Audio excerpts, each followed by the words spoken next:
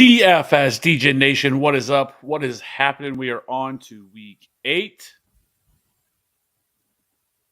We have another, I think, pretty solid week of at least another slate that looks pretty solid right now on this week. Got a little bit of value that's opened up. We've got a lot of injuries that have over the last or since last weekend, and then some stuff that's out on, like especially Tony Pollard week. Looks we could be upon us here with Ezekiel Elliott possibly missing, but that being said, as always, we start at the quarterback position. We go position by position here. And at the quarterback position, there's not a lot of high-priced guys here on this slate. You have Jalen Hurts at 8,300, Kyler Murray at 7,500, but then Dak Prescott at 6,600, Tua at 62, Kirk Cousins at 61, and then Stafford at 6K, and then everybody else is 5K and below this week. So I think this could actually open up some pretty interesting builds with not a lot of high-priced quarterbacks on the slate.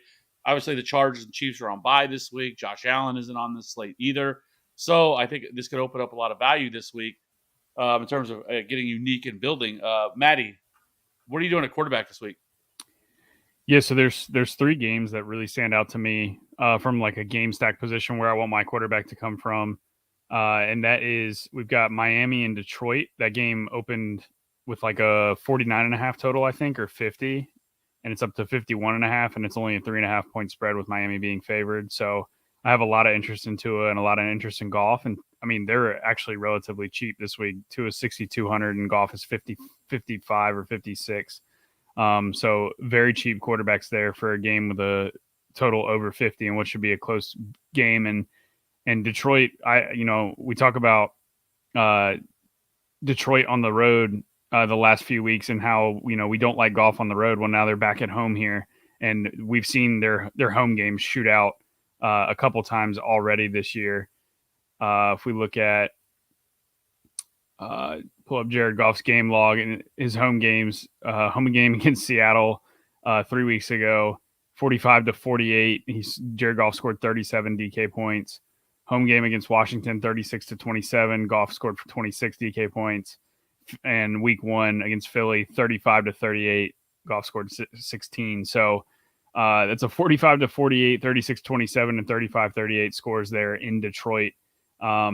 Meanwhile, when they go on the road, they've scored 6-0 and 24 points on the road this year. So you're looking at game totals that go absolutely nuclear when they play in Detroit. And that's because Jared Goff is just a better quarterback when he's not on the road, dealing with all the crowd noise and having to deal with all the play calls via hand signals and all that. So I really like that Detroit-Miami game, but it's going to be popular. So just figuring out a way to be different with that game. So if everybody's going to play Tua with Tyreek, maybe you play Tua with Waddle and Gesicki to be different.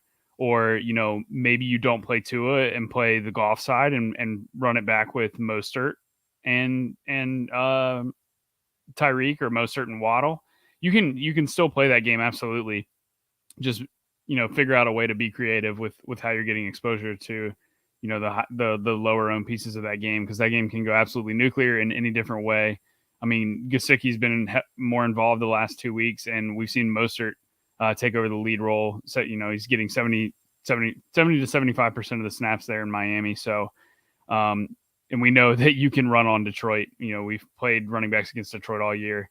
So definitely a good spot for him, and a spot that everybody should play Tua. Mostert makes a lot of sense as a pivot. So I know we're talking about quarterbacks, but I guess all that to say is I think I like Goff from that game, or get creative with your Tua stack and play Waddle and Gesicki, or maybe Hill and Gesicki, because I think if a lot of people play Tua, they're just going to plug in Hill and Waddle together, so you're not going to be able to be very different that way. So the other 2 games I really like the Arizona-Minnesota game as well. That's another 3.5 point spread with a 49 total. We've seen, Kyler Murray, just for whatever reason, and DeAndre Hopkins is good, don't get me wrong, but I mean, Marquise Brown is good as well. And Kyler Murray looked way better with DeAndre Hopkins in the game last week.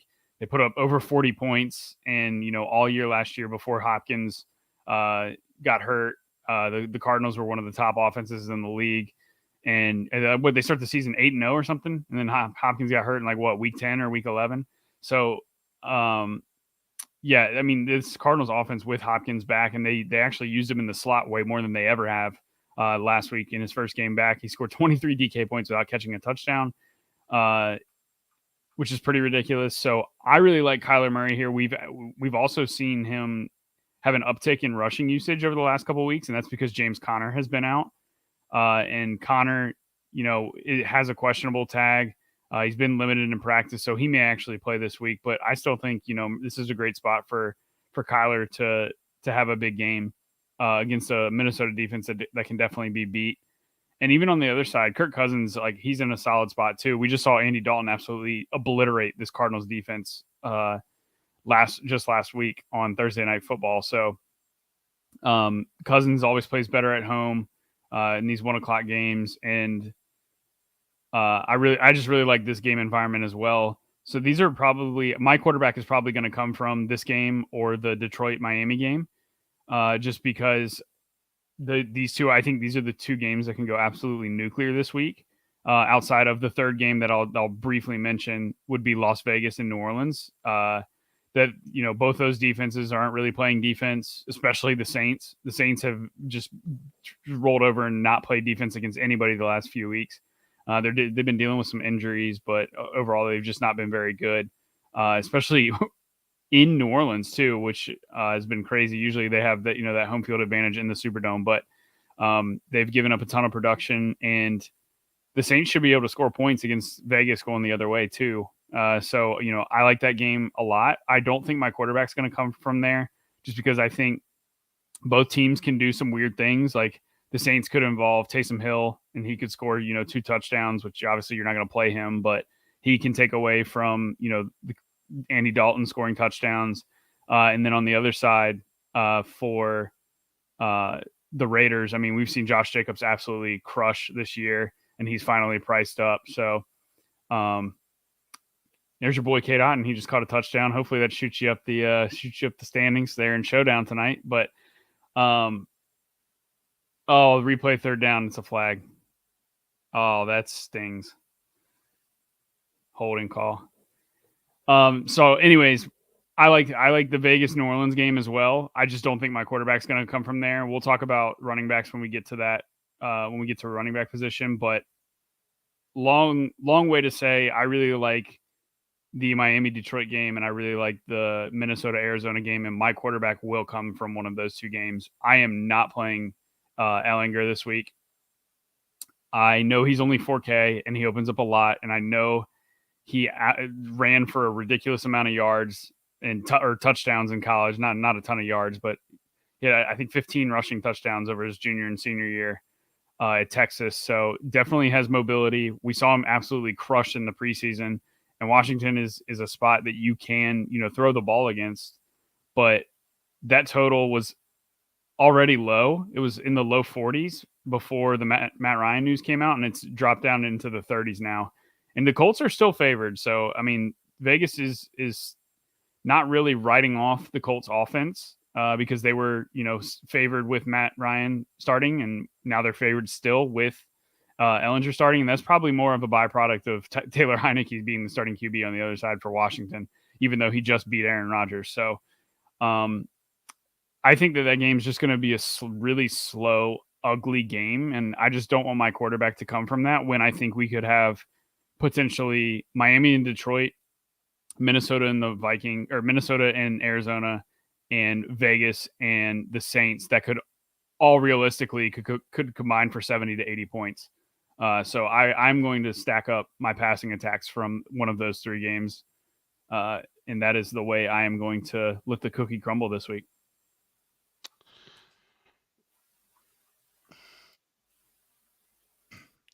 Yeah, I mean, I don't. I think initially my first thought was, I think with his ability, it's going to depend on what the Colts do with him. I think you probably, especially in his first start, you probably see them take it, really try to ground and pound here with Jonathan Taylor and really take the ball out of his hands. If I think there's a way he could get there, but like you said, I think it's just a little bit too thin. This game looks really gross on the surface. I actually think if you want to pay down at a quarterback who has actually played very, very well each of the last 3 weeks, and it is against a very good defense, but that is Justin Fields. I think if you want to get different at $5,200, he has over the last 3 games, he has 82 rushing yards last week against the Patriots, 88 rushing yards against the Washington Commanders, and then um, and right now he's had at least 8 or more carries in every single game this year. And they're starting to get a little bit more creative with them and how they utilize. And they talked about last week after last week's game that they've kind of stolen some pages out of the Ravens playbook and how be able to get him some design runs. And so, and like I said, he is only $5,200 this week, and he is last week is coming off his best game of the year, scoring 24 DK points. Again, obviously the Cowboys defense is very good. They're number 1 in pass CVOA. But I think there's a scenario here where you could see him eclipse, get close to that 100-yard marker. And, I don't think he's going to throw the ball a ton. He's probably looking at 20, 25 attempts, probably somewhere in that range, because they really haven't trusted him to throw the ball a ton. I mean, even in games where they've been trailing, they still don't throw the ball. But if you're wanting to pay down at a quarterback position, I think Justin Fields is a spot you could go to. I think if he can get you 20 DK points at $5,200, I think you're doing well. And I don't think you actually have to pair him with anybody. I think if you want to play him naked, I think that is a spot you could go to if you're wanting to pay down at quarterback this week. But the other spots, I definitely agree. The games that look like the best games this week are for sure the ones that you mentioned. The Raiders and Saints game has the biggest movement we've seen. It opened up at 43.5. It's all the way up to 49.5, 6+ point increase there. And then the other game that you mentioned, the Dolphins and Lions game opened at a 50. It's up to 51.5. And the same for the Vikings game, opened up at 47.5 and up to 49. And all of these teams are right here in the top 5 or 6 of implied point totals this week. So I think this is but I think this is where all the ownership is going to come in as well. So figuring out a little bit of ways once ownership kind of gets more concrete, like Saturday night, getting a little bit different here, I think is going to be key, because there's not a lot of like a lot of other games that I think that really intrigue me, at least in terms of the passing games that I feel like could be like a sneaky spot, right? Maybe if you want to talk about like this Dallas offense, maybe if there's not enough ownership coming in on them, because they do have the 4th highest implied point total this week. We know Chicago's defense is not very good, and they also just lost their best pass rusher and Robert Quinn, who was traded to the Eagles. So if you wanted to do something like that, if the Bears can kind of keep this game close, maybe going with a Dak, stack, it could be something that we could definitely look at. But like outside of that, like what is there? Like the Seahawks Giants game. I mean, maybe that game could get there. But we've also really seen that the Giants don't really throw the ball a ton either.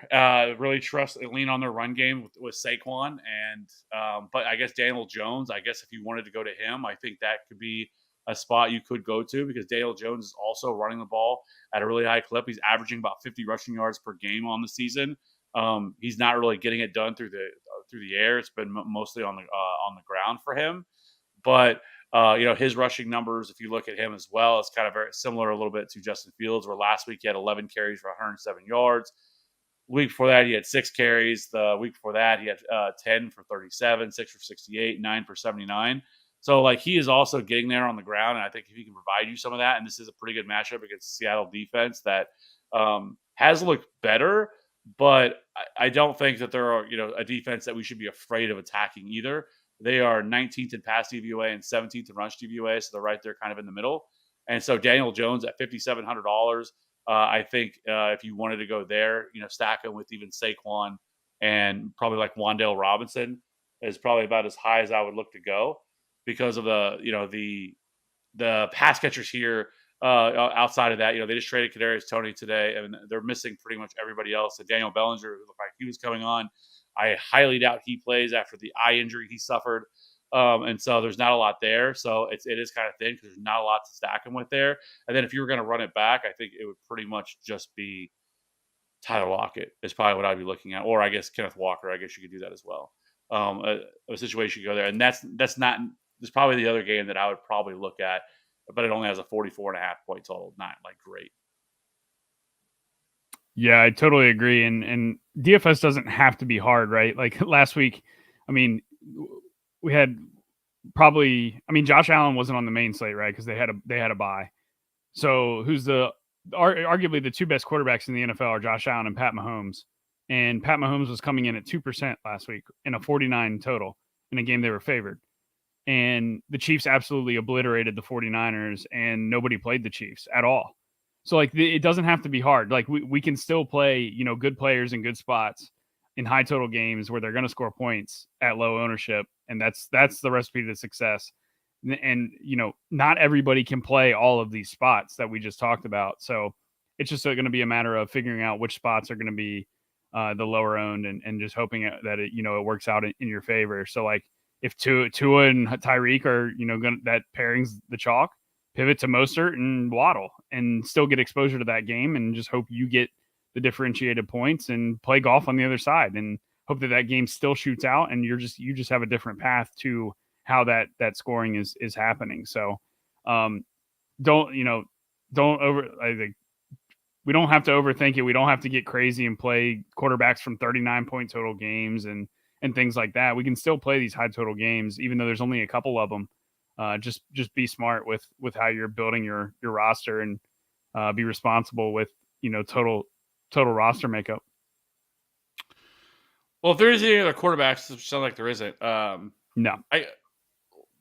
Let's go ahead and move over to the running back position, where we have a little bit more excitement, I guess, a little more options that you can play there. But you have Christian McCaffrey, 8,700, Derrick Henry in his annual beatdown matchup against the Houston Texans of 8,400. I think his last 3 games, he has over 600 rushing yards and like 5 or 6 touchdowns. He's just absolutely destroyed them. So he's 8,400, but he's probably going to be he's going to be really highly owned. Then you have Saquon against Seattle at $8,100. Jonathan Taylor at 8K, Dalvin Cook at 7,600. Josh Jacobs, who has just destroyed the world this year, at least the last 3 games, he's 7,500. Alvin Kamara is 7,100. DeAndre Swift, who should be back this week, at 6,800. Miles Sanders is 6,600. Kenneth Walker, 6,500. Ramondre Stevenson, 64. David Montgomery, Dameon Pierce, Zeke, and Tony Pollard, James Conner, and Jamal Williams all make up the 6K range here and above. What are we doing at running back this week? Running back is extremely easy for me this week, but it's also kind of hard because there's like 4 or 5, maybe 5 guys that I've narrowed my list down to, but choosing which 2 to 3 of those I'm going to play on my one team is going to be the hard part, but narrowing down the list is extremely easy for me this week. So I'm going to start from the bottom up, because I'm not going to play any of these high price guys like in the 8K range. I just don't think you need to, because I think that there's cheaper guys that can match them. So starting from the bottom up, the lowest I'm going to go will be Deontay Foreman at 5,300. He gets a matchup with Atlanta, and Atlanta just does not play defense, especially against the rush. They've been pretty much bad at defending everything this year, but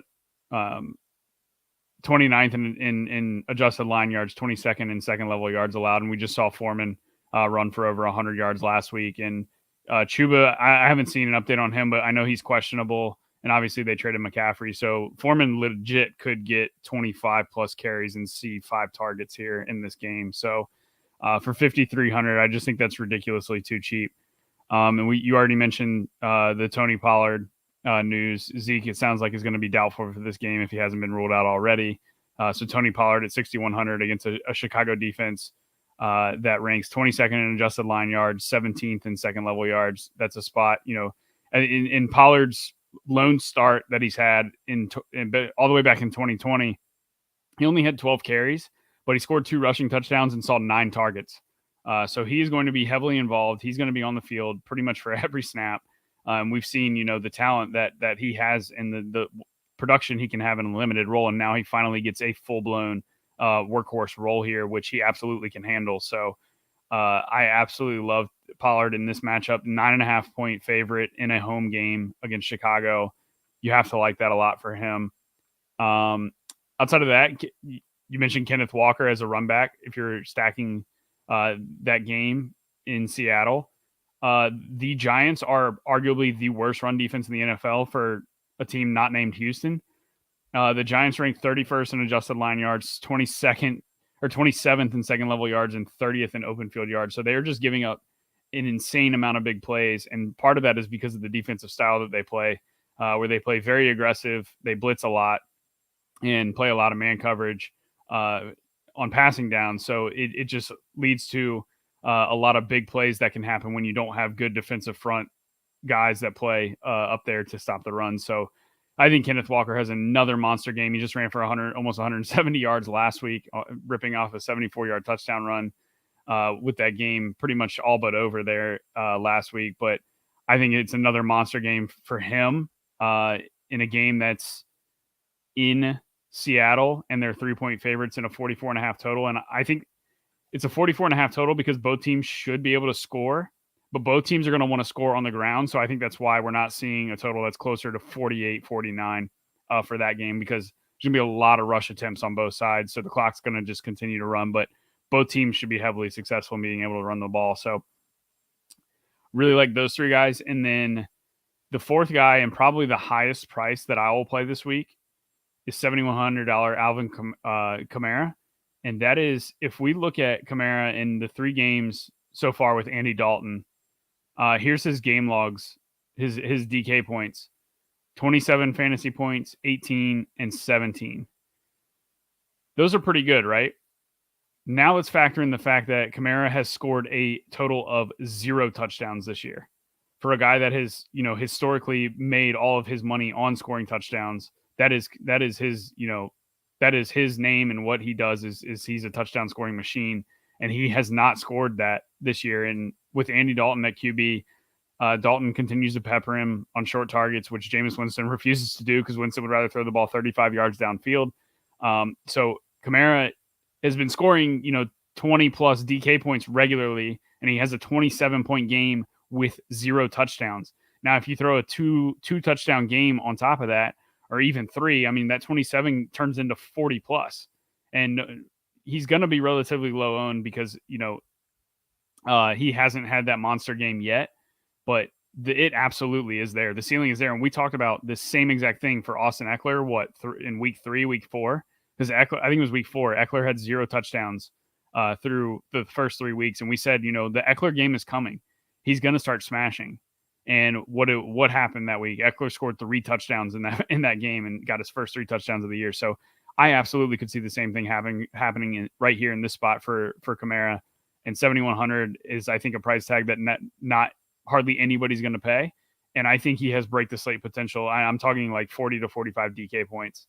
I think he can catch 7, 8, 9 passes and score 3 touchdowns here. So I really like him a lot, but the only thing that has me hesitant on playing him is those first 3 guys: Deontay Foreman, Tony Pollard, and Kenneth Walker are all in just as good of spots and can score multiple touchdowns and go for 100 yards as well.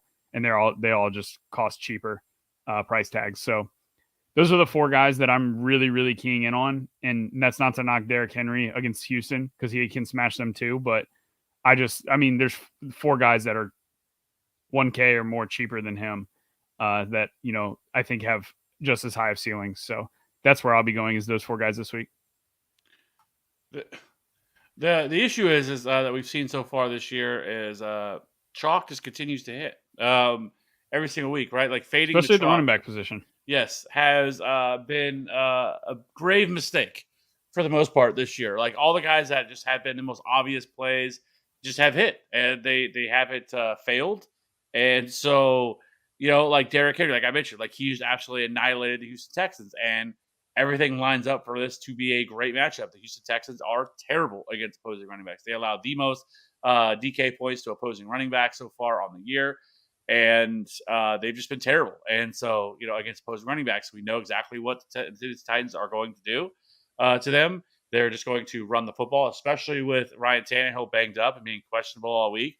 And so Derrick Henry at $8,400, like that's not crazy to pay for him. We've seen him at times in the past where he's been up over 9K. So $8,400 Derrick Henry against the Texans, I don't think is something that is a good place to go. Saquon Barkley, $8,100. He's an elite spot as well. The Seahawks are not very good against the run either. They allow the fourth most DK points on the season as well, and they have really, really struggled to stop, pass catching running backs. They've allowed the second most receiving yards to running backs on the season. They are top 5 in receiving touchdowns allowed as well. So, the Seattle defense is not very good, and I think it's definitely a spot we could look to attack with Seattle. So, I mean, those are the 2 high price running backs that if I'm going to pay up for, those would be the 2 guys that I was going to pay up for. Um, again, Tony Pollard's an elite play. I know you mentioned on Raheem Mostert. That's an elite play. It can Yeah. $5,900 I mentioned against him in the Detroit. quarterback section. I didn't even mention him in the running backs. I mean, that's the 5th guy that I'm looking at too. Yeah, I mean they're 29th in rush DVOA. They're Yeah. 31st in pass DVOA. The Lions defense are. They allow the second most DK points to running back, 7th most rushing yards, tied for the most rushing touchdowns on the year. We've seen Raheem Mostert over his last 4 games. He's averaging about 15 fantasy points per game over that span. He has the 9th most rushing yards, 13th in yards after contact per attempt. And since week 4, he's averaging about 16 carries per game, 79% snap share with about 3.5 targets per game. 3.5 targets per game, 90 total yards per game over that span. So he's pretty much been the only guy in this offense to really get opportunity. And so Raheem Mostert, just an incredible spot for him. The only way I could see this getting where he doesn't really pay off would be if the Lions were able to build up a quick and early lead, and maybe they are able to run the ball as much as they want. But that's about the only spot or only way. But even then, he's their pass catcher, and he's been involved heavily in their 2-minute drill. Targets per game. Yeah, and like he's been their 2-minute drill back. Chase Edmonds looks absolutely terrible, especially like when he's out there running routes. Like I don't know if you watched the game last week, because that was a primetime game, but like Chase Edmonds is out there and he just looks lost and looks like he can't catch passes anymore for whatever reason. But Mostert 100% is the better back, and he's getting all of the important roles, like the involved in the goal line, and his touchdown last week was a receiving touchdown. So he's, even if I just think he's game script independent, like he's going to be heavily involved no matter what happens there. No, I mean you're probably right. I definitely don't hate it. I also think Ramondre Stevenson at $6,400. I think is also somewhere we could look at this week as well. Even last week with Damian Harris returning, he still was the workhorse in this backfield. He ran most of our routes over the last 4 weeks. He is 6th among all running backs in targets. He's also has the 6th most rushing yards. He ranks 10th in yards after contact per attempt, 21st in avoided tackles per attempt. He also ranks top 5 in carries inside the 5 over that same span. The Jets have been okay against the run. They're 14th in rush DVOA, but they have allowed the 9th most rushing touchdowns and 18th most rushing yards on the year. So this is definitely a matchup that you could definitely see them exploit. And so Ramondre Stevenson, especially in the fact that he's going to be involved in the passing game as well. He's getting a lot of goal line work, and I'm not really all that as concerned with Damian Harris. He's still only $6,400. It feels like he should be more expensive than that for the volume and the work that he's getting, especially, like I said, in the passing game. Saw 8 targets last week, but he's seen 5 or more targets in every single game. You have to go way back to week 2, the last before when he didn't. And so he has scored at least 20 DK points in 4 of the last 5 games that he's played in. So I think this is a really good matchup for Ramondre Stevenson at only $6,400. I think he is going to be nice leverage off of probably what's going to be Kenneth Walker, who's probably going to be probably carry some decent ownership. And then after that, I think DeAndre Swift is also pretty interesting in that same game that we're talking about with the Miami Dolphins. I don't know how many people are going to want to go to him.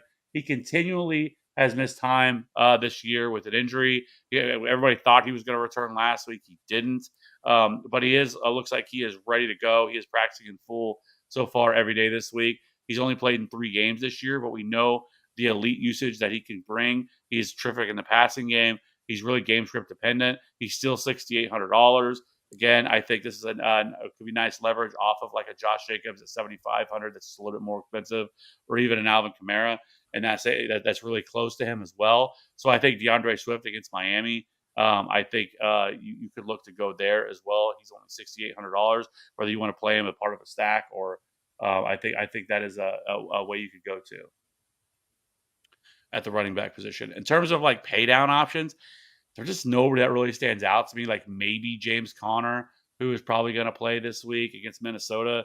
Minnesota, hasn't been that great. Cliff Kingsbury talked about earlier in this week about talks about that they think he should be ready to go this week. But James Conner right now looks like a decent option in this matchup. Minnesota ranks 21st in rush DVOA. They've allowed the 14th most rushing yards and the 10th most rushing touchdowns on the season. I don't know how much of a pass catching role he's going to have, which is what would worry me about actually playing him this week because of that. Because pre-injury, he was seeing about 4 targets per game, but with the emergence of Benjamin, he could end up losing some of that opportunity, and not really be involved there. But in terms of just like kind of a cheaper option that I think that could get there on the ground, and he's obviously going to maintain the goal line work. He's only $6,100. I think if you wanted to go there, but that feels a little bit thin to me. But he's still, like I said, he's $6,100. He's going to carry no ownership whatsoever, and what should be a pretty decent matchup for him. Other than that, I can't get to him at 6,100, but I get it.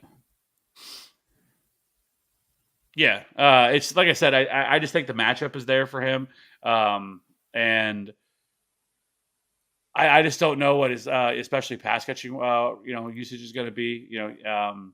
The most targets he's seen at any game this year was 6. That was all the way back in week 1. Other than that, it was 6, 4, 5, 3, and then 1. And like I said, we've started to see Benjamin really emerge in that role.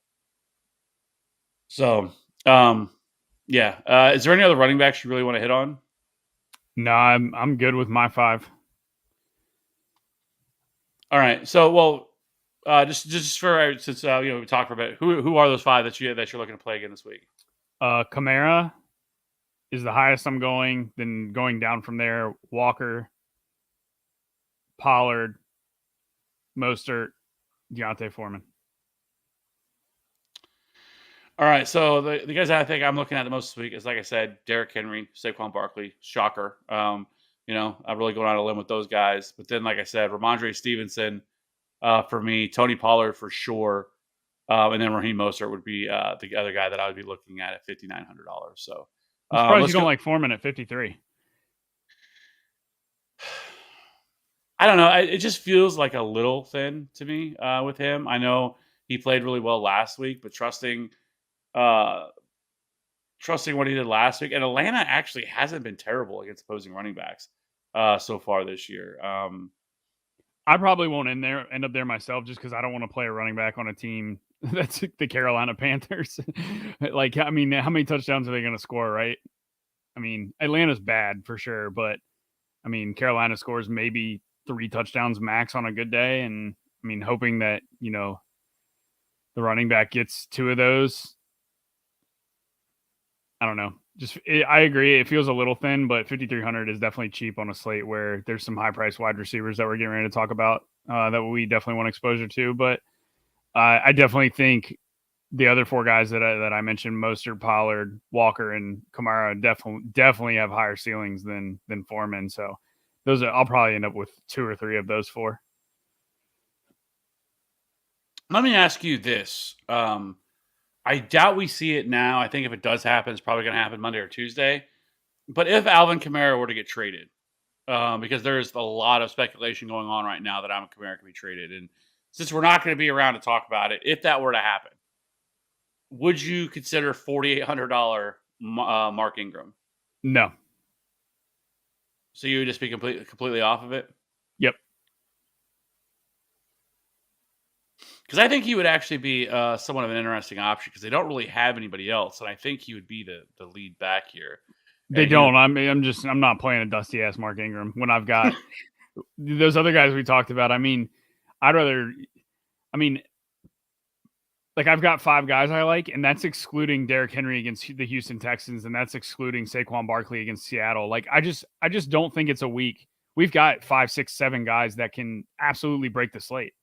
I just don't think it's a week to play $4,800 Mark Ingram.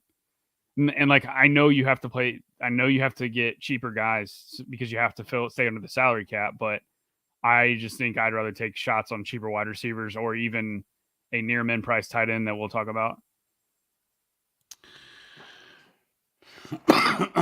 Excuse me. Yeah, I probably agree with you. I probably wouldn't do it either. I was just curious because I know we've And been, this could be. I mean, didn't CMC absolutely smash the game before he got traded?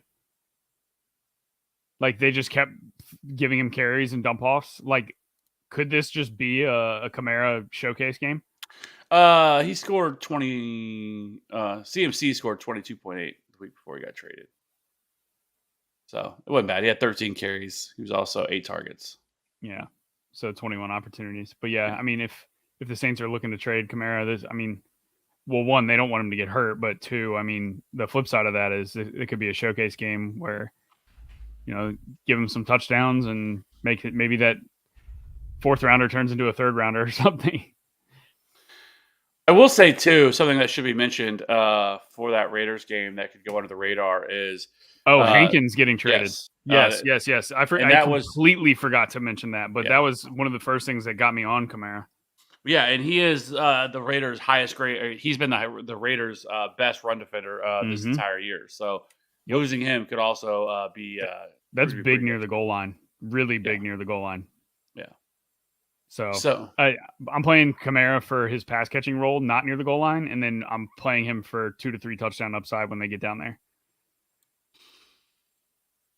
Okay, let's go ahead and go over to wide receiver. So we have Cooper Kupp at $9,600, Justin Jefferson at 91, Devontae Adams at 8,600, Tyreek at 85, AJ Brown at 7,700, and then Deebo Samuel, DeAndre Hopkins, Michael Pittman, and CeeDee Lamb are wrap up the 7K range. 6K range, we have Amon-Ra St. Brown at 6,900, then Jalen Waddle, Tyler Lockett, Devonta Smith, Adam Thielen, Brandon Ayuk, Chris Olave, which is incredibly too cheap for that price, and then Terry McLaurin wrap up the 6K and above. Also, we talked about, I highly doubt, I know he's listed as questionable right now, but I highly, highly, highly doubt DK Metcalf plays this week, which would leave Tyler Lockett at $6,500 as kind of the guy. Anyways, what are you doing at wide receiver this week? So I like receiver a lot this week. I just think whichever game I end up stacking is probably where my high price receiver is going to come from, because there's definitely going to be some slate breaking receivers up top. Whether it's Justin Jefferson against Arizona, which Arizona's actually quietly defended the opposing wide receiver ones very, very, very well this year. Like until the Saints game last week, they have absolutely shut down opposing wide receiver ones. Like we're talking Cooper Kupp went for like, let me pull up Cooper Kupp's game log because he's on this slate. So in week 3, Cooper Kupp had 6 targets and he caught 4 passes for 44 yards. Like we're talking about Cooper Kupp here. So Justin Jefferson at 9,100, I probably won't get there even if I stack that game, because I just think he doesn't have as big of a ceiling. I'd like my Minnesota guy will probably end up being Irv Smith if I stack that game, just because tight ends against Arizona is a thing, and we saw Juwan Johnson catch 2 touchdowns on last week on primetime. So I'm probably going to not end up with any Kupp or any Jefferson. Devontae Adams missed practice today with a bad case of the flu, so it's up in the air if he's even going to play this week. I would assume he's fine, but he obviously doesn't need to practice, but definitely keep an eye on him. But it's really, really hard not to like Tyreek as the top option this week. He's been absolutely smashing this year. He's getting an insane amount of targets, 13, 15, 7, 14, 4, 13, and 12. And he absolutely crushes with Tua, and Tua just continues to look for him over and over and over again. And we know the Lions can't defend anybody, especially speed guys like Tyreek. So I think Tyreek has a monster game. He's somebody I'm definitely looking to play. And DeAndre Hopkins, we already mentioned that, they moved him to the slot, and he played a ton of slot, for the most slot he's ever played as a Cardinal last week in his return to the lineup. So it scored 23. We always talk about, how many DK points did they score without scoring a touchdown? Because when you get that 2 touchdown game, and we can't really predict the 2 touchdowns games, but when you get them, they send you from DeAndre Hopkins scoring 23 points to scoring 35 points and breaking the slate. So him scoring 23 with no touchdowns is very, very, very encouraging. Had double-digit targets, and 7,400 is absolutely a price tag we can swallow. We know Kyler Murray is going to continue to look for him over and over again.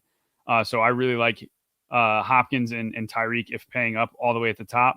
I mentioned Jalen Waddle already. I think he's a great, if you're not playing Tua, I think he's a great pivot off Tyreek if you can't afford Tyreek, because I think one or both of those guys could absolutely smash Detroit here. And Amon-Ra St. Brown on the other side of that game. They ruled him out for a concussion last week and then come out and say he didn't even have a concussion, which, kind of makes you think back to Tua when they said, oh, Tua just had a back injury or whatever. But I thought that was kind of crazy that, he got ruled out really early in that Dallas game last week and ended up not even having a concussion. So he should be a full go. I know he's got a Q tag on him, but he should be a full go. You mentioned the DK Metcalf news. If he doesn't play, I kind of like Marquise Goodwin. He's relatively cheap for a slate that you need value on. He scored 2 touchdowns last week, so it does feel a little bit chasing, especially in a game where they should be able to just run the ball over and over again, so they may not need to throw a ton in that game. So definitely think that Seattle is a situation we need to monitor. Moving down the list, Devontae Smith at 6,300 against a Pittsburgh defense that can't defend the pass at all. He's interesting. I didn't even mention A.J. Brown, but both Devontae Smith and A.J. Brown are absolutely in play here.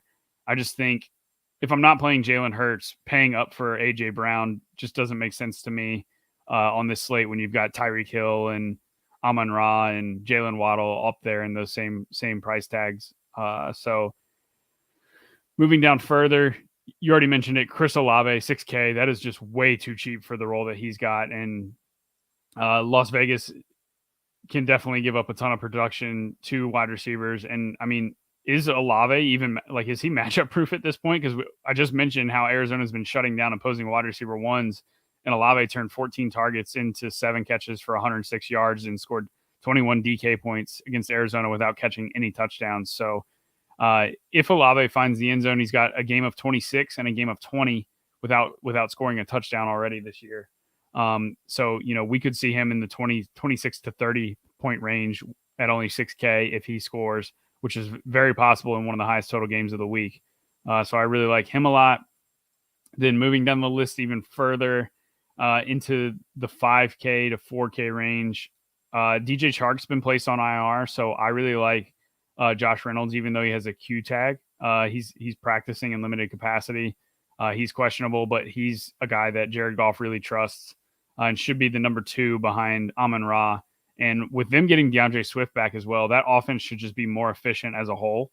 And I just think the Lions can score a bunch of points here against Miami, which Miami has been a team that you can throw on but can't really run on. So they're more of a pass funnel defense, and Reynolds makes some sense for stacking that game up and is one of the cheaper pieces of that game, even though he's, still 5K.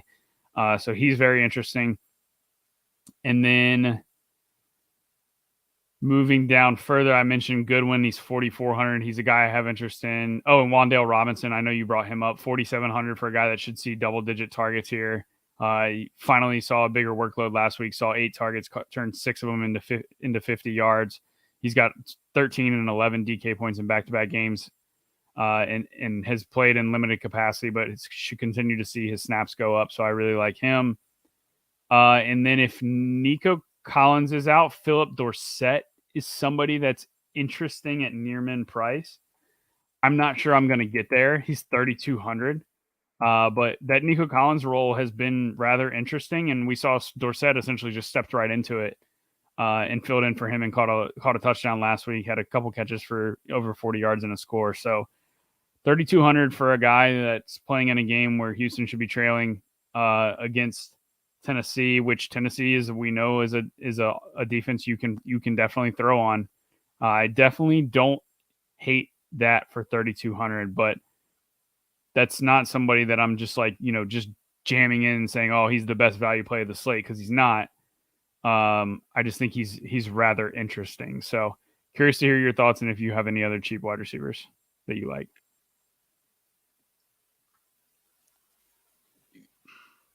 I think there's a few guys. Actually, Nico Collins himself would have been interesting, but I don't think he's going to play. He hasn't practiced at all this week. So I don't think that he will play. I think somebody like a Tyquan Thornton could actually be kind of an interesting name to take a look at this week at his price right now. He is $3,800 against the Jets. He saw 5 targets last game. He's seen five or more targets each of the last 2 weeks. Obviously, last week wasn't that great, but that Patriots offense, outside of like 2 drives, did not look very good whatsoever. But he did see 21.3 DK points. They, gave him a couple carries and all that kind of stuff. But I think they seem to look for him, especially once they get down inside the red zone. He is a super dynamic guy. So, if you want to get a little, play him at $3,800, I think you could look at something like that. In terms of the, just kind of overall picture here, Devontae Adams is going to be really hard not to play at $8,600 against this Saints secondary that is absolutely beat up right now. Marshawn Lattimore doesn't look like he's going to play. That is a big problem for the secondary. Devontae Adams could absolutely go nuclear here in this game against the Saints, obviously inside the dome here, but he's $8,600. So I think you're going to have to make a decision here on because you're not going to be able to pay up for everybody. You also have Cooper Cup, which you don't even need to sell you on Cooper Cup. But one thing I will say is the San Francisco secondary is beat up. They are missing a lot of pieces and on this defense right now. This is not the same defense. We just saw the Chiefs just absolutely go scorched earth against them and just beat the hell out of them, and really kind of do whatever they wanted to do. They had 3 wide receivers almost have over 100 yards in that game. And so, it's even though he's really expensive, and you're gonna have to make some concessions everywhere somewhere else to be able to play Cooper Cup, but he's $9,600. At home here. Both of those two guys, I think, are guys that. And Cooper Cup's ownership is not going to be anything crazy when he's $9,600. It's going to be low because people are going to want to do other things and go other plails here. And something that's big for that offense too is if Van Jefferson comes back. I mean, they said he's set to return. He's still got an IR tag next to his name, so I don't know if they've actually activated him. I think his IR window is open and he can come back this week. But I don't know that he's actually going to come back. And even if he does come back, he's going to play limited snaps. So he's min price. He's $3K. I'm not playing him. But the fact that if he does come back, I just think that what he brings to the offense can really open that offense up, because that's what they're missing, right? Is a downfield field stretcher that has speed and can take the top off. Because Allen Robinson, he doesn't really have that anymore. He's become more of a possession receiver. Cup obviously can do everything, but he's been a key focus of every defense they've ever played, and he still crushes them. So I just think if Van Jefferson comes back, I know they've had offensive line issues, but I think missing Van for the first 8 weeks has really been a big knock to them. So he will be a big piece to that offense when he returns, I think, as just from the offensive perspective as a whole. Yeah, I should open things up a little bit more for that offense instead of Ben Skowronek. Yeah, exactly. As the other wide receiver there. Also, again, AJ Brown. I know, again, not breaking any new news, but this is a smash matchup for him. I don't care who he's going to see, whether it's Levi Wallace, Arthur Mollett, James Pierre. Like, it does not matter. Nobody in that secondary is anybody that I'm all that concerned with. So AJ Brown is also an elite spot. He's probably a little bit too cheap at 7,700. So if you're going to pay up, I'm going to be looking at probably Cooper Cup, Devontae Adams, or AJ Brown. I completely agree. I think Jalen Waddle has just as high of ceiling as Tyreek Hill does. He's cheaper. He's only $6,700. He doesn't necessarily see the same, at least high volume number of targets compared to Tyreek Hill, who sees 13, 15, 7, 14 over his last 4 games. Compare that to Jalen Waddle, who only has 1 game over really 6 targets, 5, 10, 4, and 5 over that span. But we know he has that ability in him to just go absolutely nuclear. So I definitely agree that I think getting a little bit different and playing him instead of Tyreek Hill can be just enough to make your lineup a little bit different. Like, you don't have to go crazy when you're building your lineups.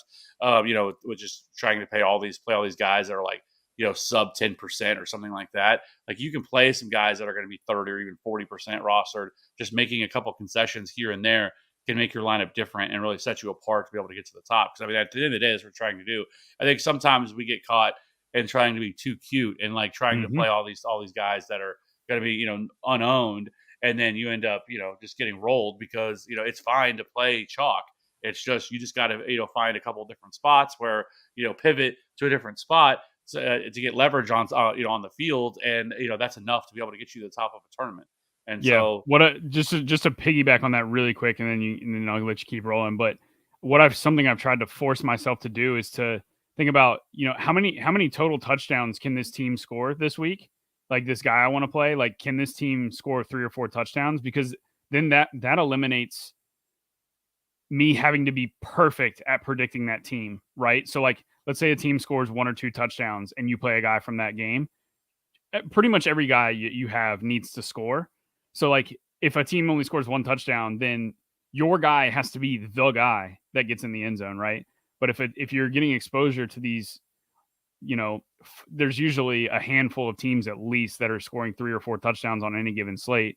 As long as your guys are coming from those specific teams, generally that's where the good value plays come from, because the value plays tend to smash in those game environments that tend to smash. So playing the $3,400 guy that's in a 38 total is usually not the way to go, and something I've been trying to force myself to get off of.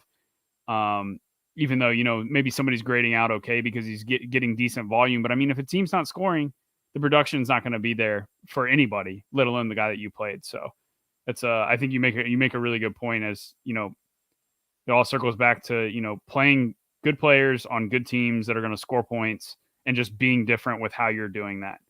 DFS doesn't have to be hard. You just have to be different. Yeah. I mean, I can't tell you how many times, that you try to get a little cute and like, for example, Derrick Henry. I very rarely see him to ever play Derrick Henry.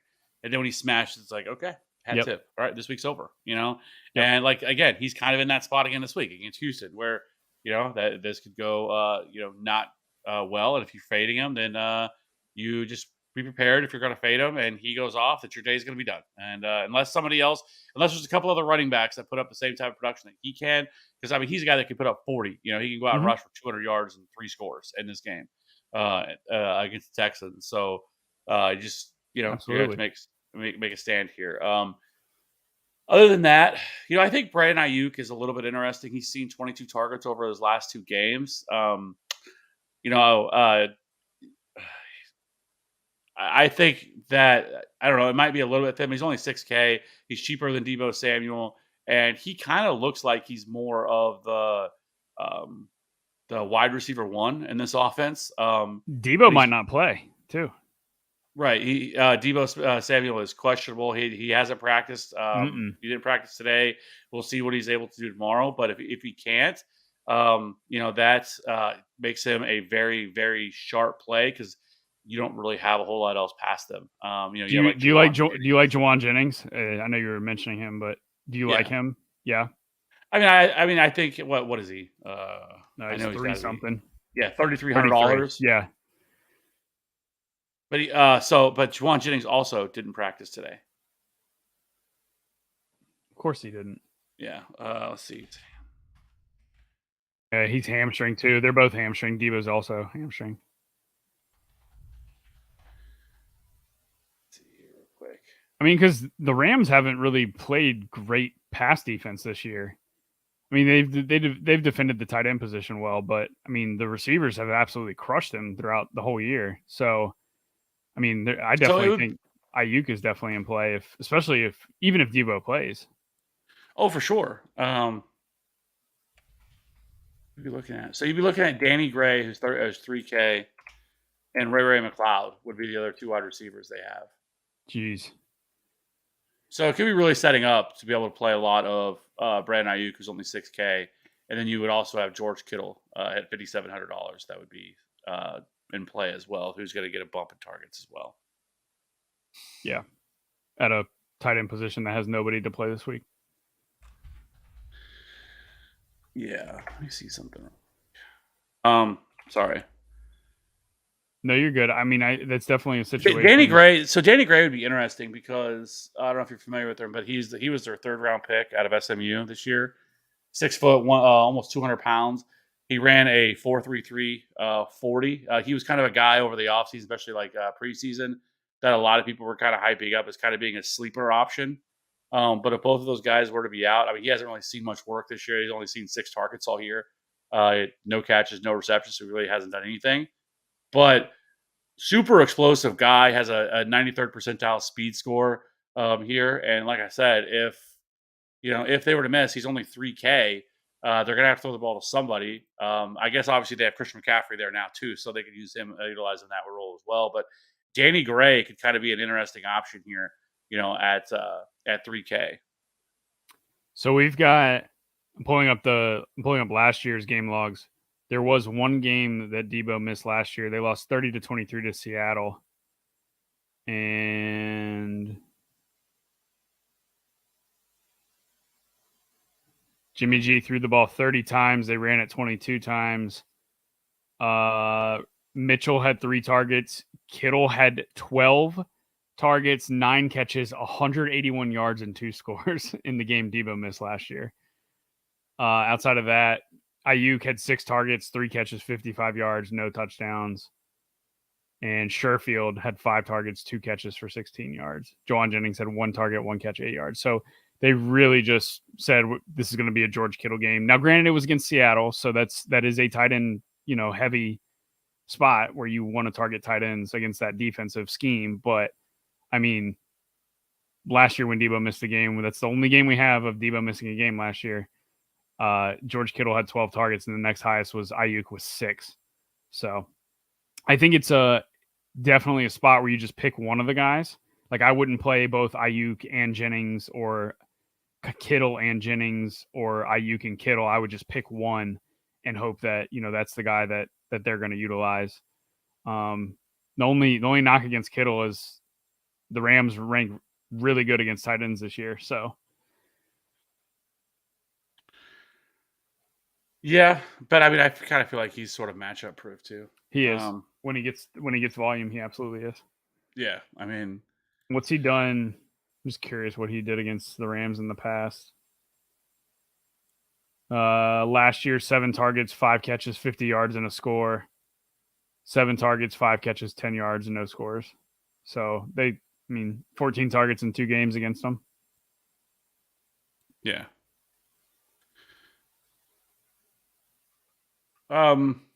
So before we jump over to the tight end position, I just want to hit on a couple more guys, and then we can move over and keep this thing moving here. Kind of got off track a little bit, but I do think Wan'Dale Robinson, who's $4,700, he is definitely in play. Like I said, they lost Kadarius Toney, they traded him away. I don't know, maybe Kenny Galladay plays, maybe he doesn't. Who really cares? Because he's terrible. But Darius Slayton, I also think in that same offense, both of those guys are sub 5K. I think have some appeal here, especially if they were to get behind it all and have to throw the ball a little bit more.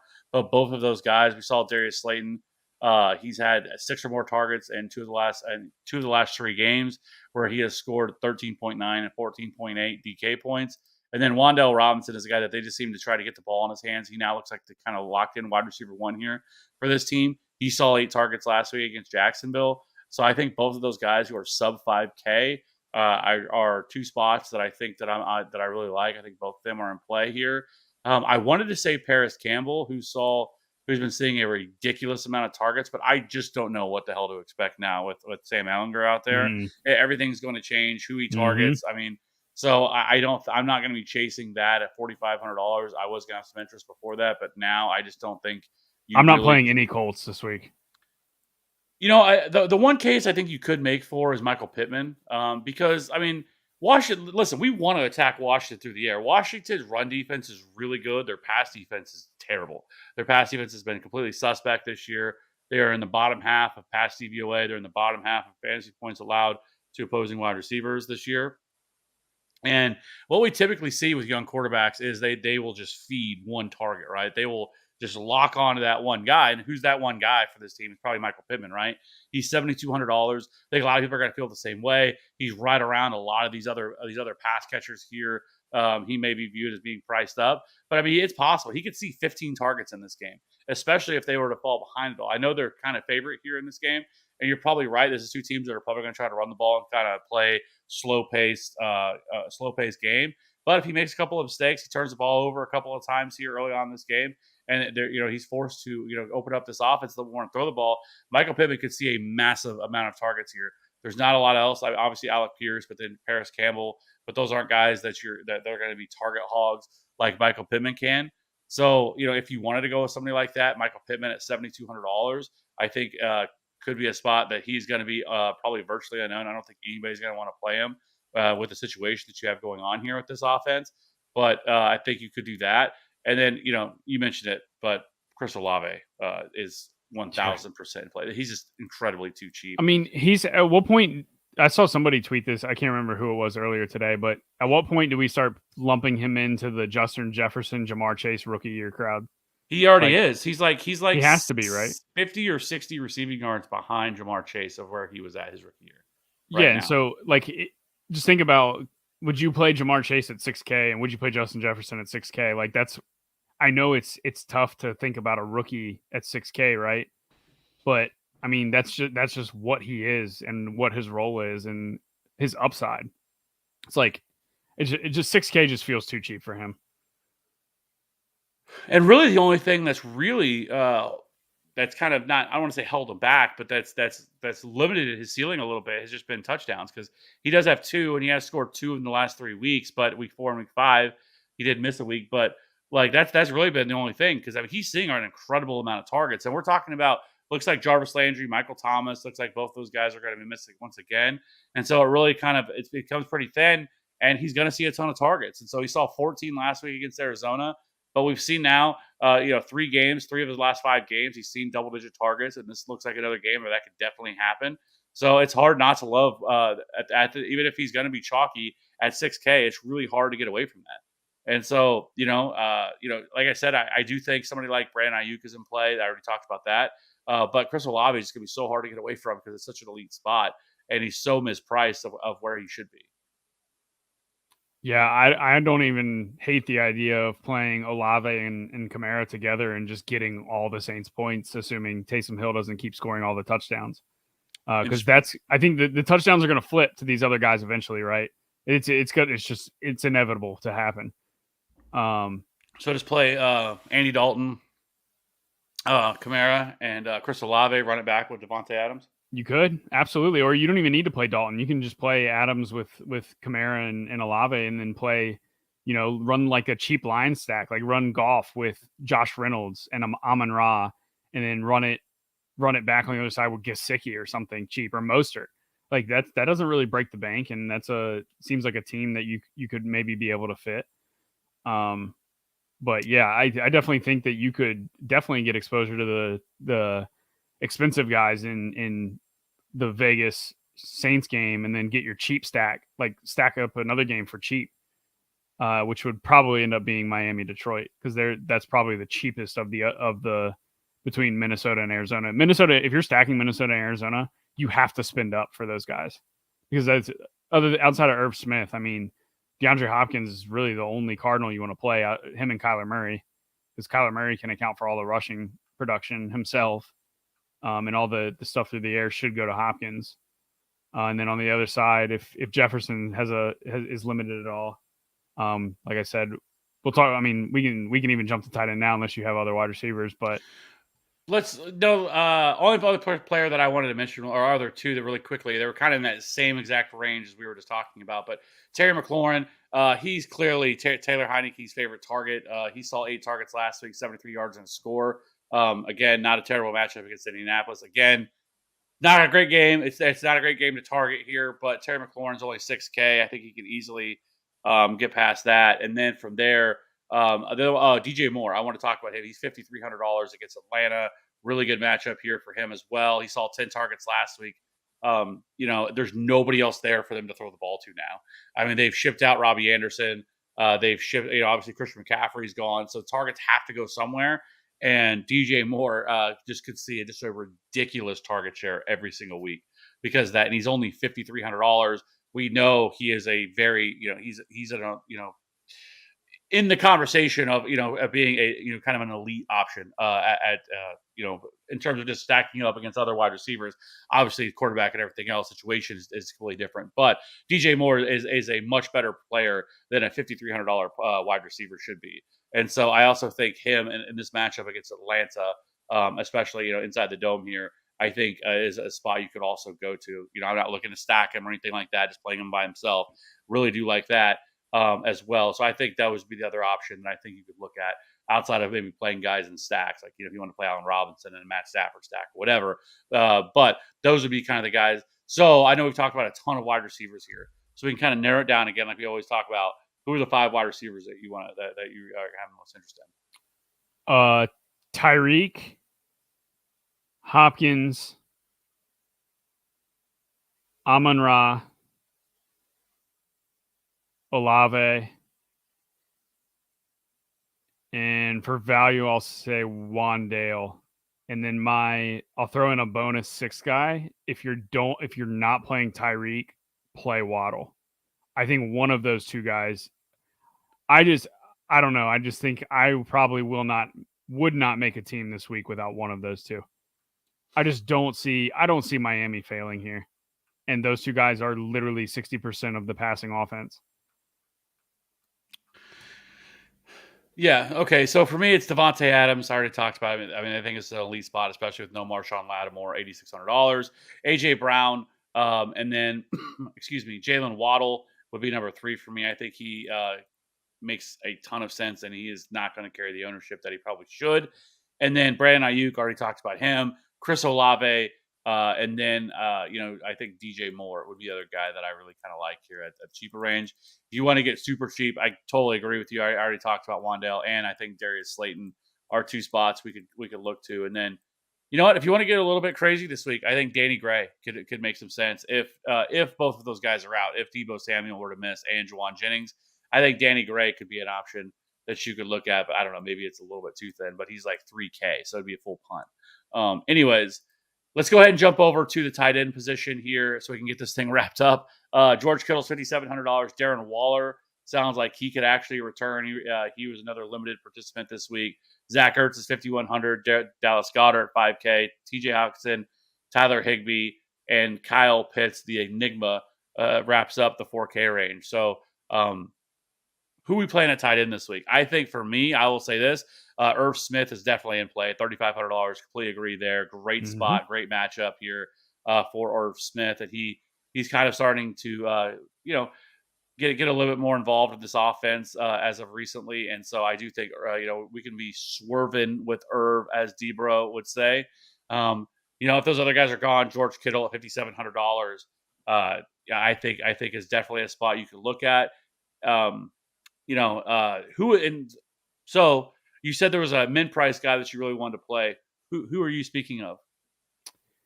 Yeah, so you mentioned that Bellinger is going to be out with he's got to get eye surgery. So they said he's out indefinitely. So this Chris Myarick guy, who's 2,800, he's already caught 1 touchdown this year, and it was a 1-yard touchdown. So he's definitely somebody that they have packages for near the goal line. And now he should step into the tight end 1 role. He's been the guy that's been playing all the snaps and running more routes than preseason legend Tanner Hudson. But he's the guy that I would play. And last week, it seems like he stepped into the role after Bellinger got hurt because he had 2 catches on 2 targets for 21 yards. And I don't think that he's going to absolutely smash. And the only reason I want to play him, or not necessarily want to play him, but will play him, is because I just think tight end is absolutely disgusting on a weekly basis, but especially this week when we don't have any of the top guys. Both Andrews and Kelsey are not on the slate. George Kittle's at 5,700. He's absolutely in play if Deebo misses. It's just the Rams have locked down tight ends all year long. And I think his ceiling could be something, that could just be tempered because of that. And so outside of, but he's definitely in play. I mean, he's got the highest ceiling of any tight end on the slate. You have to consider him. But 5,700 on a slate where there's no value, and tight ends has been a gross position all year. So if you get, 10 points from a guy that's near min price, I mean, you're chilling. So I think the Giants guys, whichever one, if they come out and say Hudson's going to be the pass catcher, then I would have interest in him, and he's even cheaper. But I think it seems like Myarick is going to be the guy that gets the first crack at being this main tight end. Bellinger, I mean, he's had a couple games where he put up 10 plus DK points. So, the tight end position hasn't been heavily utilized for the Giants, but we've said it all year long. Attack Seattle with tight ends. Seattle and Arizona are the two defenses that you just play tight ends against. So I absolutely could see one of these Giants guys catching a touchdown.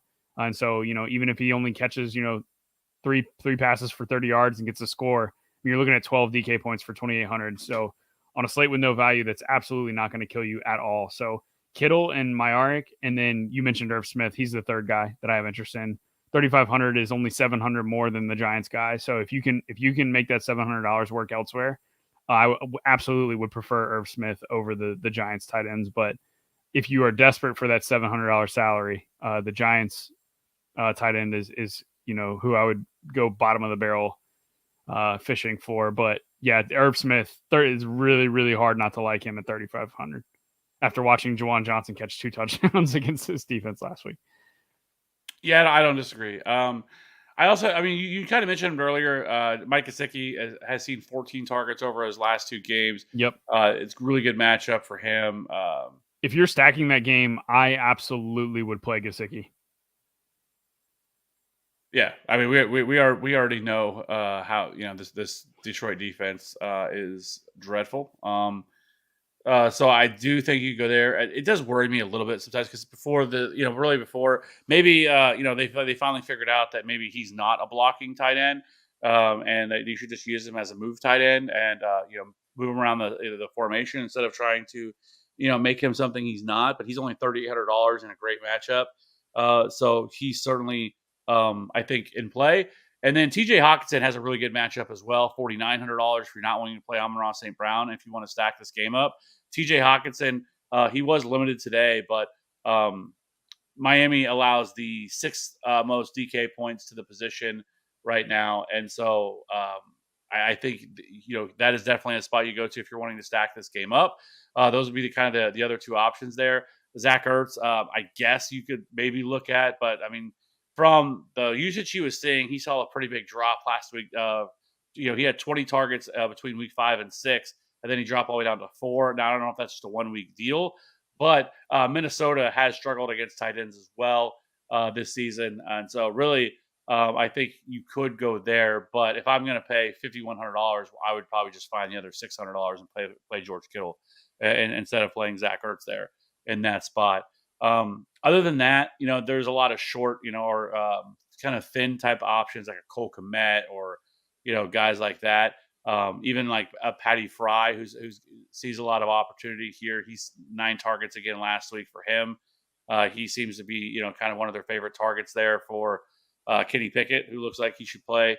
But everything else seems pretty thin. I do think the Giants tight end is kind of an interesting spot because Seattle is abysmal against tight ends. They have allowed the 22 DK points a week allowed per game. Then you have Arizona, who is second with 21, and then there's a big drop off all the way down to Atlanta with 16.9. So there's a pretty big drop off there between those 2 teams, between Seattle and Arizona. So I think it's kind of an interesting spot that if you wanted to get different for a player who's going to have no ownership, I think you could maybe look to play that at a position that's been historically bad, and we don't have any value on this slate. So makes sense.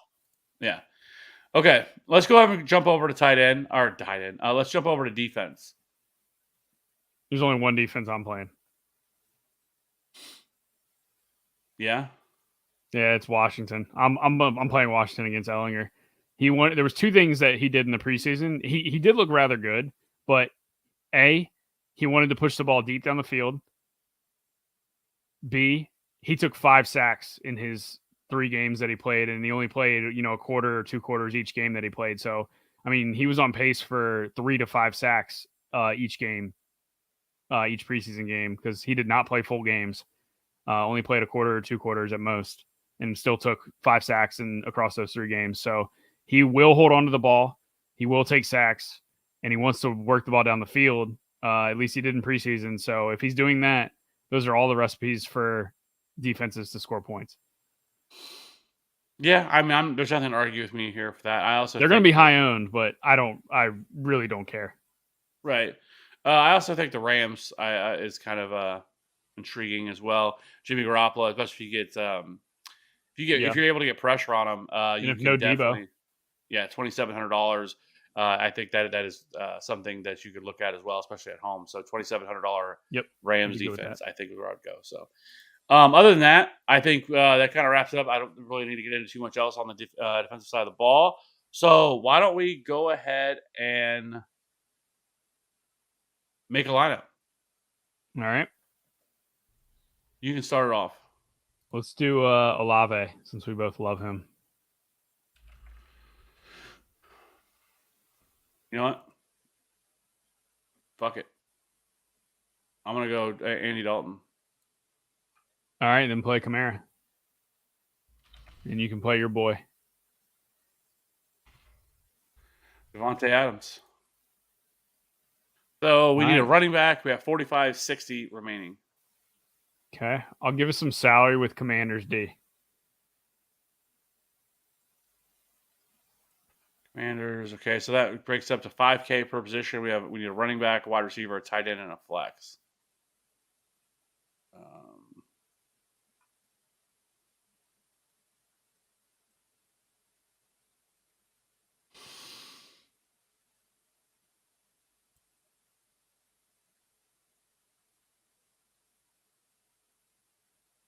I'm going to go with Irv Smith. Okay. Tony Pollard.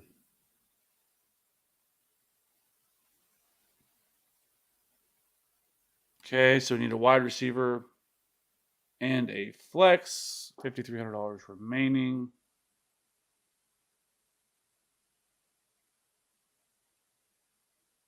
Oh, there's a perfect one.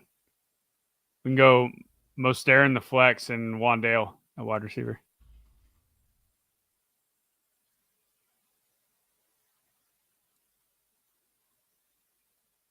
Fits like a glove.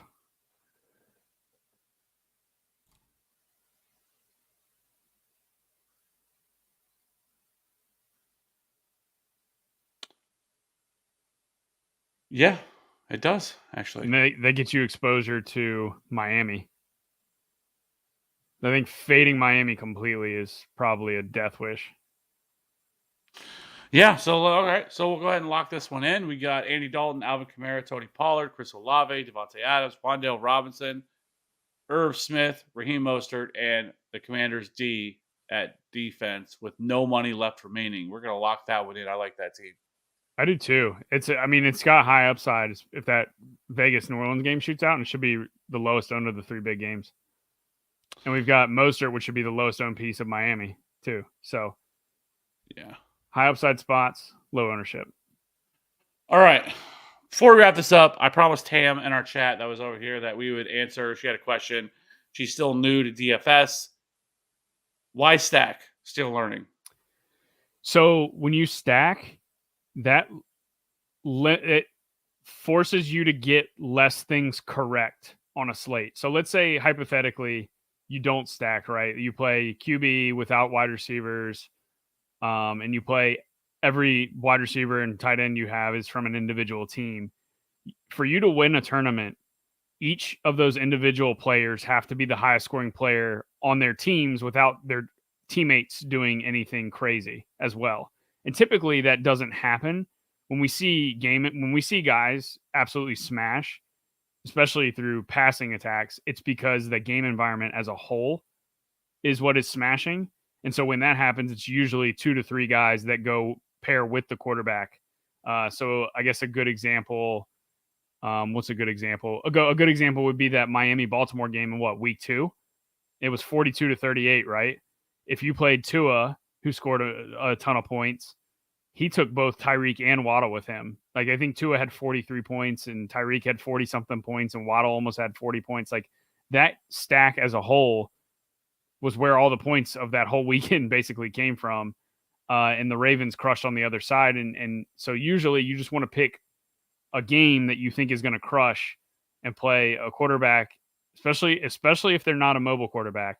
If they're not a mobile quarterback, you need them to throw at least 3 touchdowns for them to have a chance to be in the winning lineup, but sometimes 4. So if that's happening, they're not all going to one person, and you want to be able to capture as many of those touchdowns as you can. And so by betting on one game to go nuclear, that's covering 4 spots, 5 spots of your lineup that you're making. And it forces you to get less things right. So by me saying that one game is going to be the best game of the slate, I'm now predicting that one thing is going to happen, but it's covering 5 of my spots on my team, as opposed to saying, oh, let me pick these 5 individual players, and I now have to be right that those 5 individual players are going to be the highest scoring players from their team, while none of their teammates do anything good.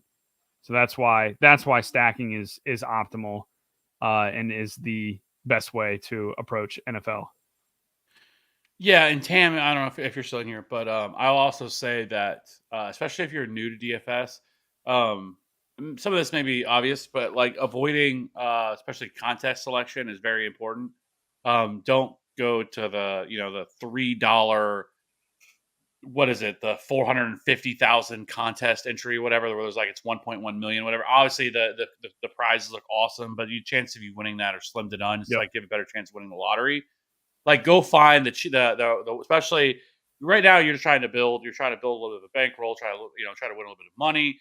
Try to go find the smaller contests with maybe only 2 or 3,000 people in it, something like that. You may not pay a lot, whatever. That's totally fine. Start learning, start building a bankroll up, and then but just avoid those top heavy, the ones that they're featured, and all that stuff, because you're probably never going to win anything. If you want to throw in a couple lineups into one of them, do it, because like I would like want to jump off a bridge if I put together the nuts lineup and it wasn't in something that could win. But I wouldn't go crazy. Like, that's not where I would put all my money into, and that's where I would focus on, because you're going to get run over in those ones. And like I said, it's almost like winning the lottery if you happen to put together a good enough lineup to hit one of those smaller. We talk about it a lot. Like single entry is certainly single entry, 3 entry max is definitely where I would want to look at most. Maybe if you want to do a 20 entry max, I think you could do that, but that's probably a little bit too high. Again, single entry, 3 entry max is probably the best spots to go to in my mind, because then you're not worried about these guys that are out here at max multi-entering at 150 lineups, and you have your 5 lineups in there compared to their 150, and they're able to cover all their bases, where you're not really going to be able to do that. And the chance of you winning just drops significantly from there. So single entry, 3 entry max is really the best way to go. You could do some 20 entry max or some decent contests that are just 20 entry max as well, and it kind of gives you a little bit better of an opportunity. So contest selection matters a lot in terms of being able to build.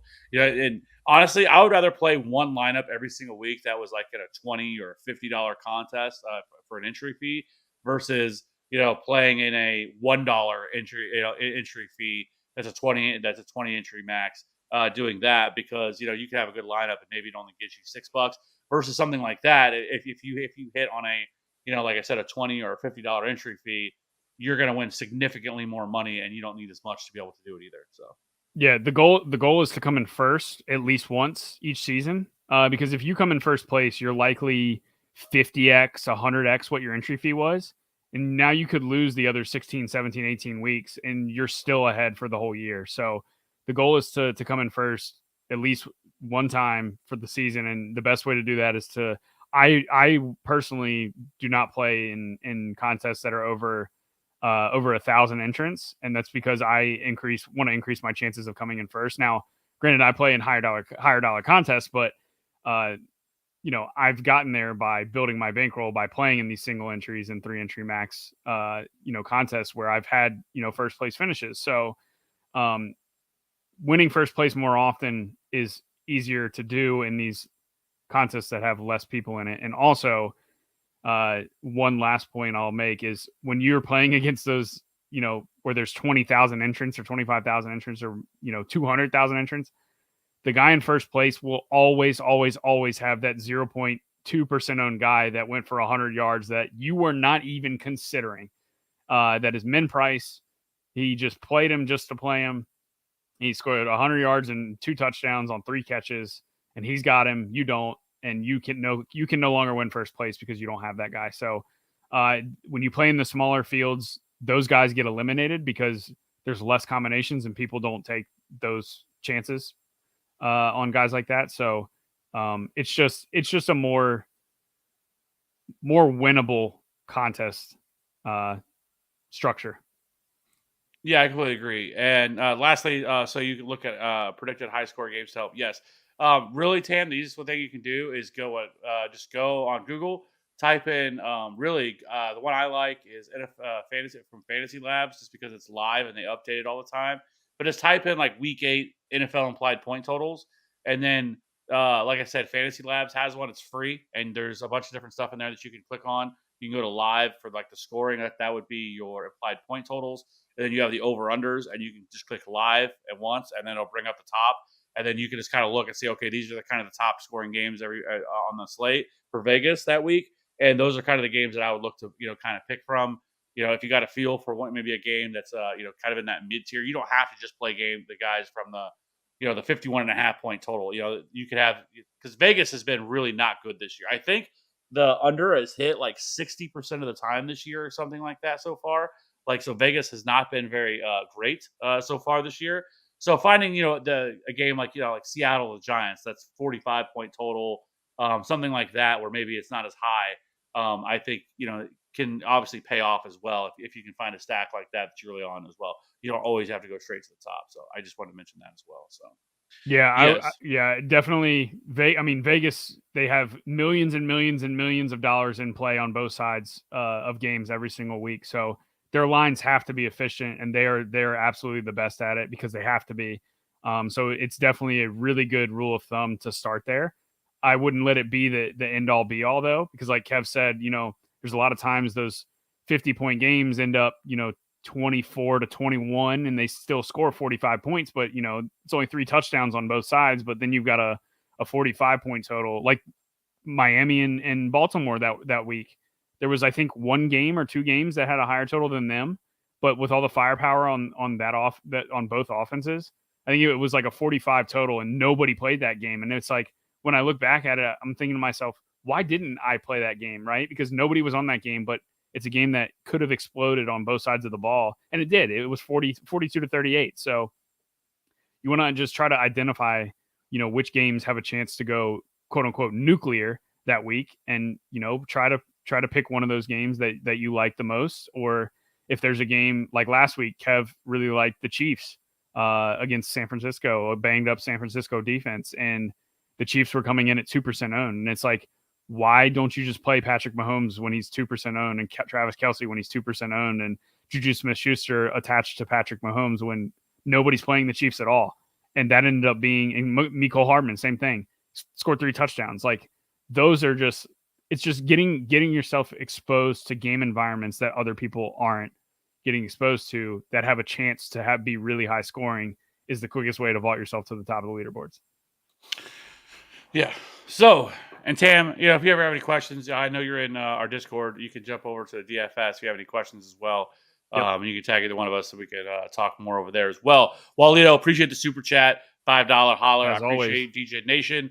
Appreciate you. Actually, he jumped on with me last night and for our live stream because Cody couldn't. So, but yeah, so that was good times with Man Bun Walito over there. They were having a hard time in our Discord today about his man bun. Hey, it's whatever, man. It's cool.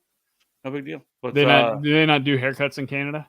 I guess not. I guess maybe there's no. I say that as I need to get one myself. I haven't cut my hair in forever. Maybe they don't have sports clips there or something like that. So, anyways, I appreciate everybody. We spent a little longer than we normally do, but we talked about a lot of different things. But anyways, I appreciate everybody checking out.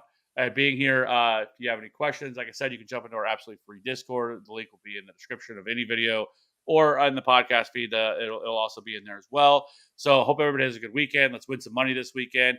I hope everybody has a good Halloween weekend. Stay safe out there, and we will catch you guys on the next one.